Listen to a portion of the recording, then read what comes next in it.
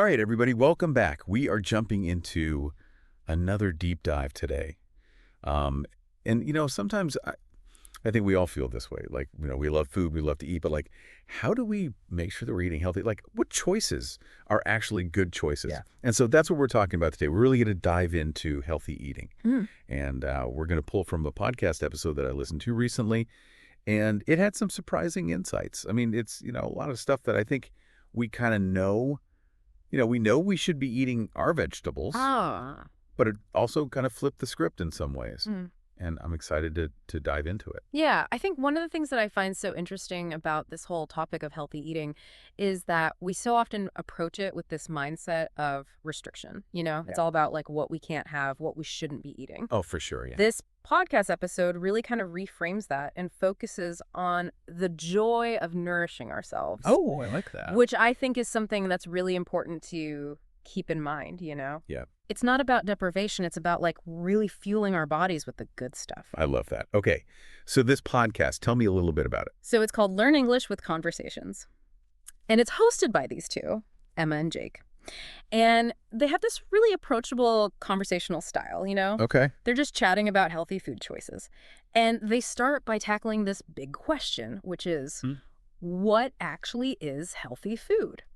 And, their answer, it goes beyond just listing, the usual suspects, fruits, vegetables. Right, so it's not just like the eat your green spiel. Exactly. Right. It's really about choosing foods that provide your body with the nutrients it needs. And of course, that includes, fruits and veggies, whole grains, lean protein, and healthy fats. But here's a key takeaway is it's not about like eliminating entire food groups. Right. It's not about obsessing over every single calorie. It's about finding that balance. Yes. And that variety. I think that's so important. That's like, I'm thinking about it as like building a plate.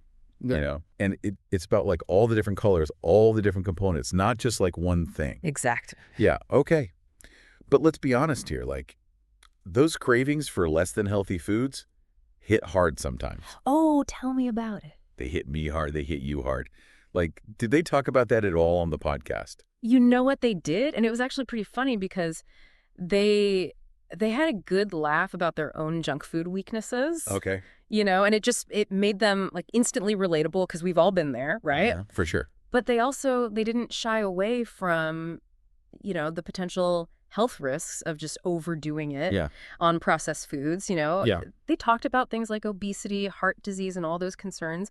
It was a good reminder, balance is key. But again, it's not about aiming for like this unrealistic, perfection. Yeah. I like that. Okay. So how did they suggest navigating those moments when you're staring down, I don't know, a bag of chips? Okay, well, first of all, I love that visual because we've all been there.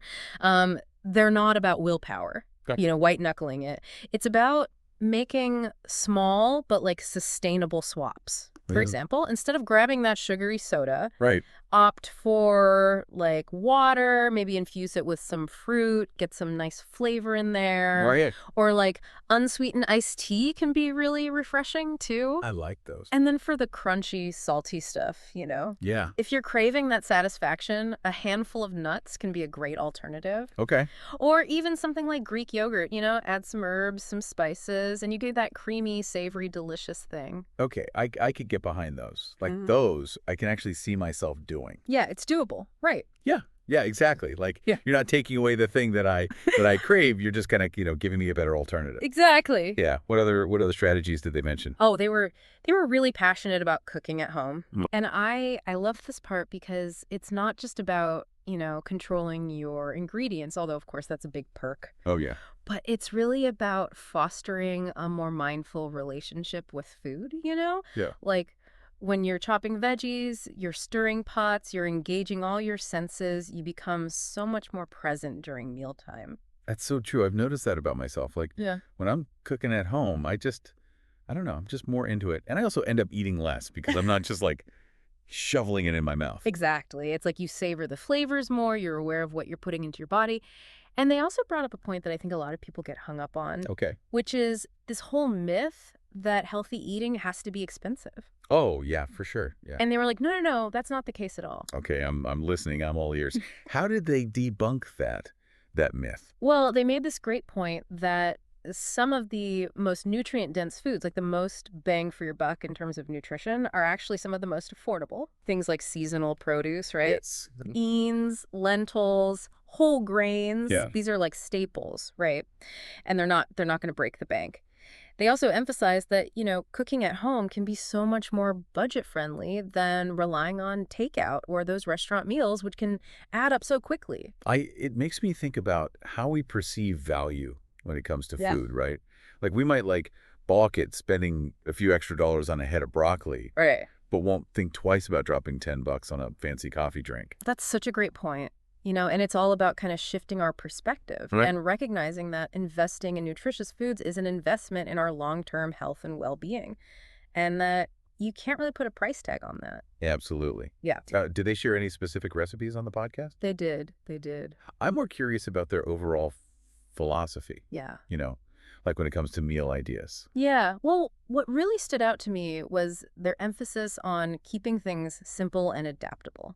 Like, Chick is talking about how his go-to breakfast is avocado toast. Classic. It's like you got your whole grain toast, mashed avocado, sprinkle of salt, and a perfectly cooked egg. It's so quick and easy and packed with protein and those healthy fats. Yeah. And then Emma, she loves smoothie bowls, Okay. which is, like you throw in some frozen fruit, yogurt, a handful of greens, and then whatever toppings you're feeling that day. It's all about finding those core recipes, right? Yeah. That you can customize to your liking, to what you have in your pantry, and that just fit into your lifestyle. I love that. It takes the pressure off of having to create these elaborate meals every single day. I can just have a few staples that I kind of build off of. And it's really about finding what works for you. There's no one-size-fits-all approach to healthy eating, Yeah. It's really about finding what makes you feel your best. And, that brings me to a final thought I wanted to leave you with.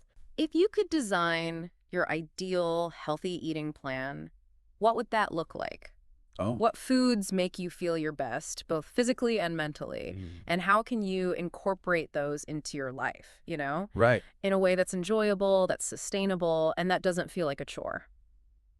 That's a great question to think about. And it's not about following somebody else's rules or somebody else's diet plan or whatever. Right. It's really about what, nourishes you. Exactly. So, yeah, keep exploring, keep experimenting, and keep enjoying the journey of discovering, what healthy eating means to you. I love that.